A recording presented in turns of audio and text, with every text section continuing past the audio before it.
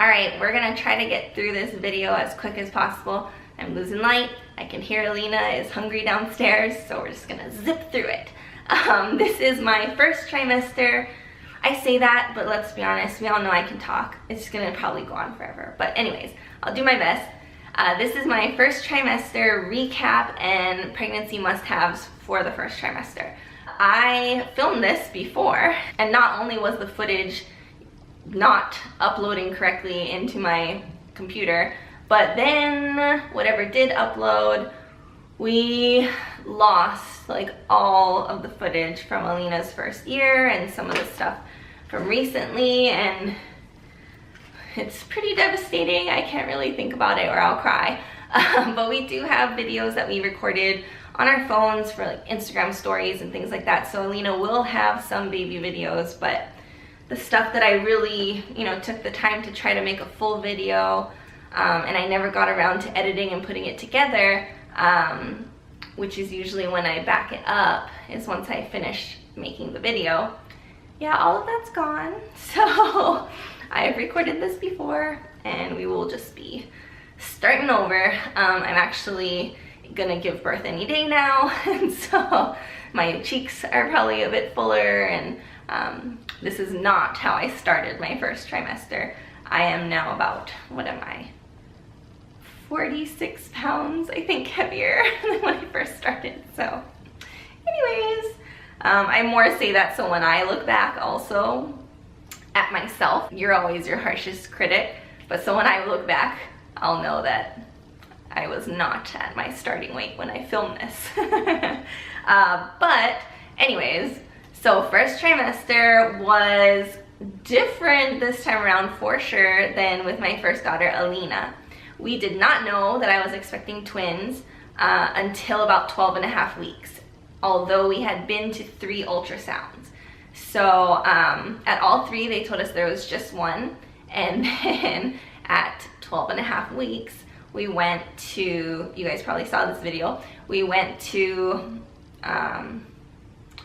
the nuchal translucency scan test. I went by myself. Micah was gonna meet me there to get results, and the tech was the one that found that we were having twins, actually triplets, but we had lost one of the triplets around 6.5 weeks. And we were just completely shocked, if you could not tell from the video. We were just totally taken by surprise, because at every appointment we're like, just one, right? Just one, because I was so nauseous, and I just couldn't believe this one baby was making me so nauseous. And they always told us, yep, just one, and they would laugh at us like, you silly people. And look who was correct. But anyways, when I was pregnant with Alina, I had nausea, but it was very easily handled by eating something. If I got nauseous, it was usually because I went too long between meals. So as long as I was eating on time, or I ate something as soon as I started to get nauseous, it would alleviate it pretty quickly. So that was the extent of it with Alina. This time around, I was nauseous, and I was nauseous from very early on. We noticed that my HCG levels, after initially not going up as quickly as we wanted, then like skyrocketed, and we saw that the numbers were quite high, and we thought it might be twins, but we didn't really think so. We were just kind of like, that would be crazy. But now knowing that I'm expecting twins, it makes a lot of sense why I was so much more nauseous this time. It peaked around 8 to 10 weeks, and then it lasted till about 14 weeks.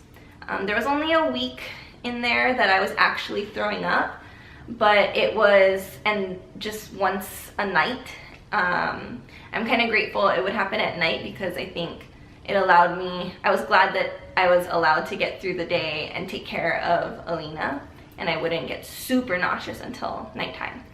And the time that it was the worst, Micah had a really long weekend off, so that worked out perfectly, because I really don't think I could have taken care of Alina by myself. I was just stuck in bed. It was terrible. In order to combat this morning sickness issue, I picked these up. I used these during Alina's pregnancy, I don't know how much they helped with hers, but these were really good this time to just kind of give me a little bit more time to get food together, or just if it wasn't a huge wave of nausea, it would just kind of keep it at bay. These are Preggie Pop Drops Plus, and the Plus, I guess it contains vitamin B6, which I read was supposed to help with morning sickness. It's sour raspberry and sour lemon flavors, and I just kept them in my bag, kept them near my bed. I would just pop them in. I know a lot of people say just Jolly Ranchers or things like that also help, but I just thought this was nice. It contained a little bit extra of the vitamin B6, so I thought, what the heck, I'll give that a try, and it did help a little. I also wore SeaBands, which I did not have to do with Alina. Those helped me. I get car sick really easily, and when I went to Europe right after high school, I was really worried about being on the tour bus and stuff, and they really helped. So when I found out that you can use them for pregnancy, like, oh great, so we went out and got me a pair, and I wore those the entire first trimester. I was sick till about 14 weeks, and they were on me from the day I bought them until like 15 weeks, because I wasn't sure if it was really gone, so I kept them on the whole time. The other thing was, I just really didn't want any meat or chicken or proteins, which is what you need, but I just wanted carbs, like rice with miso soup was my go-to. And I usually try not to eat too much miso when I'm pregnant, but that's my comfort food, and that's kind of all that sounded good for a couple weeks there, and so it was a lot of miso soup and rice. That's what I remember the most about the first trimester, was just being so sick and kind of frustrated at not understanding why it was so much different. I know everyone says each pregnancy is different, but I just couldn't believe I was so much more nauseous. And then when they told me it was twins, that's one of the first things Micah told me was, well, that's why you were nauseous. Like, oh yeah, my hormone levels are just like skyrocketing. Also kind of related to the nausea was, I don't like things tight around my stomach, and that was extremely heightened from 6 weeks. I just was suddenly like, nothing can be on my stomach, this is terrible. The seatbelt, I would have to like put my fingers between my belly and my seatbelt. I just didn't want anything pressing on me, or it would trigger my nausea even more. So that was another thing that I remember, just being extra sensitive to not wanting anything tight on. Side note, sorry I did not do my hair for this video, but I feel like it properly reflects when you're in your first trimester and you're just like, whatever. Just trying to get through the day, get past your nausea. So yes, you're welcome. I have some things written down here just so I don't forget. Oh, okay, yeah. If you guys found this video or our channel because of infertility or IVF, any of those kinds of things, PCOS, a little question about the first trimester would be the shots that I did. So when we were doing the progesterone shots with Alina's, my first time, they were not that bad. Second time with Alina, which was right after our miscarriage, I think my tissue was just dead, and I was having some kind of crazy painful reaction every time we did the injection. That was abnormal, but I was already on the better of the two options of the type of oil it could be in, so I just had to suck it up. And so it made me really nervous for this pregnancy, but for this pregnancy, all through, you know, the 12 weeks of doing the shots, or however long we were doing it, it wasn't too bad. So I really think it had something to do with just doing Alina's round so close to the other one. I think maybe my tissue just in my bum hip area didn't have time to recover fully. I mean, they're painful like any other intramuscular injection, but it wasn't having that crazy reaction. A couple of must-haves, I guess, that you could start picking up in your first trimester would be, I didn't find this till like maybe my second trimester, but I've been curious about doing a natural deodorant for a while, just because, I mean, you guys can research and see why people are switching to natural deodorants. It's the aluminum, and you know, it's right here. Breast cancer is in my family. I've had a lump removed, and so I've just been curious about it for a while. But a lot of them are a little more expensive, and I didn't want to order it. I was just scared to order it because I didn't know if I'd like it or not. I just bit the bullet and I got the Primally pure deodorant, the unscented one. I know some of the scented ones have some essential oils, and I try to avoid essential oils that I'm not 100% sure are like 100% safe during pregnancy, because I know some can, yeah, we're not going to get into all that, but some have some effects on pregnant women. So I just thought this was the safest bet.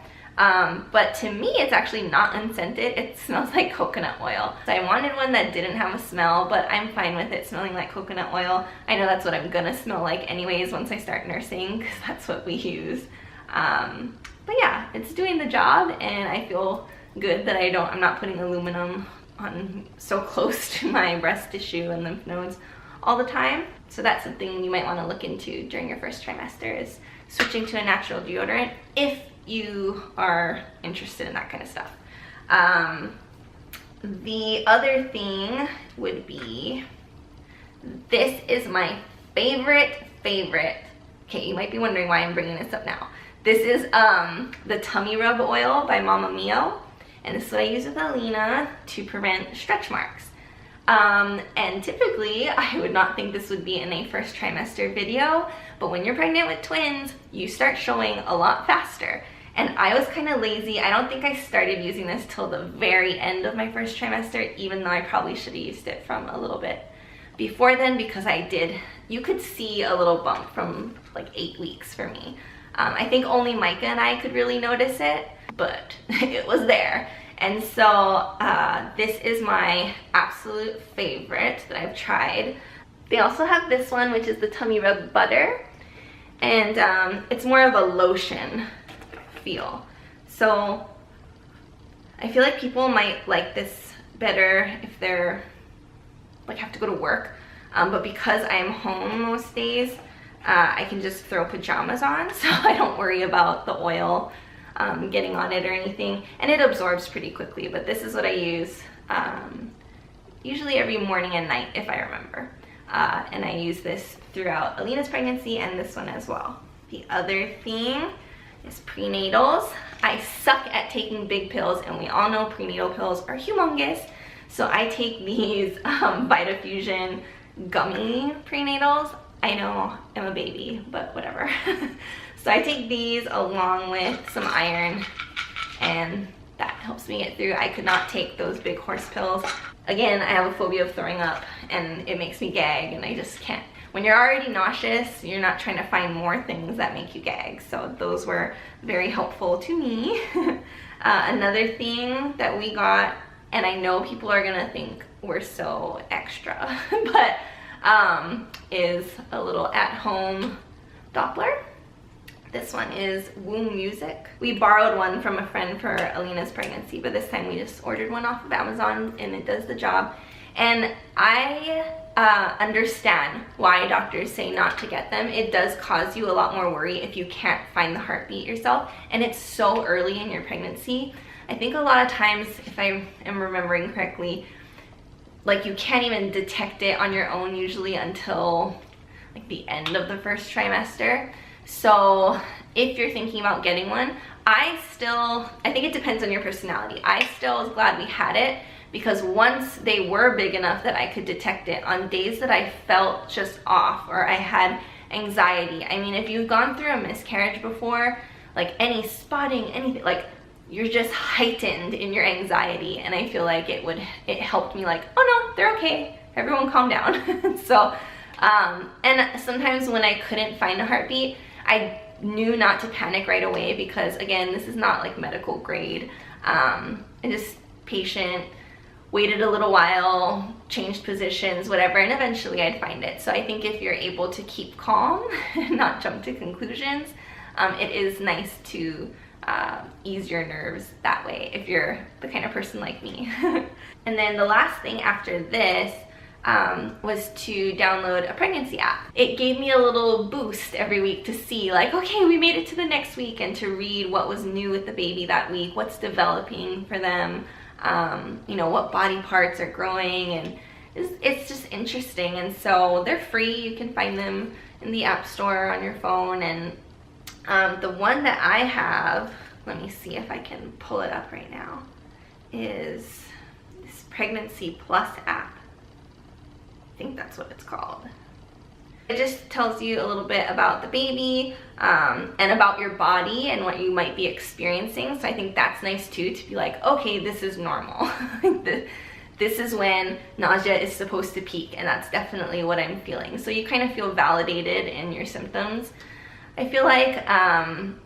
And so yeah, those would probably be my first trimester must-haves. It's a pregnancy app, Doppler, at-home Doppler monitor that you understand its limitations. Something to help with nausea, like pregnancy pop drops. We did these prenatals. SeaBands were helpful to me.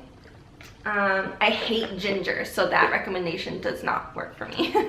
A lot of the recommendations that people say to try, hate ginger, I hate ginger ale, I hate like so many things. So these are just what helped me. I was pretty limited. And then just starting to find different products that you might want to use, more natural skincare, and a tummy rub oil or butter or something.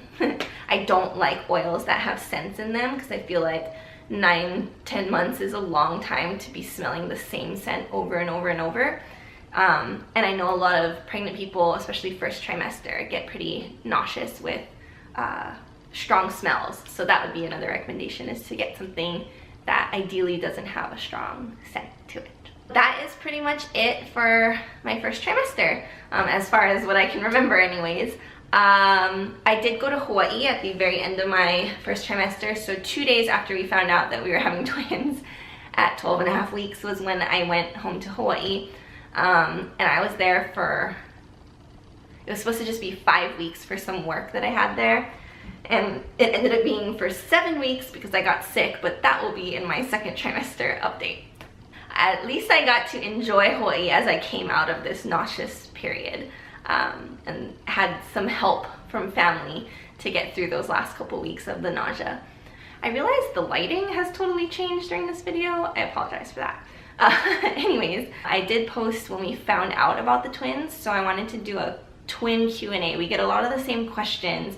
So I have a few already from like DMs that we got when we first announced that it was twins.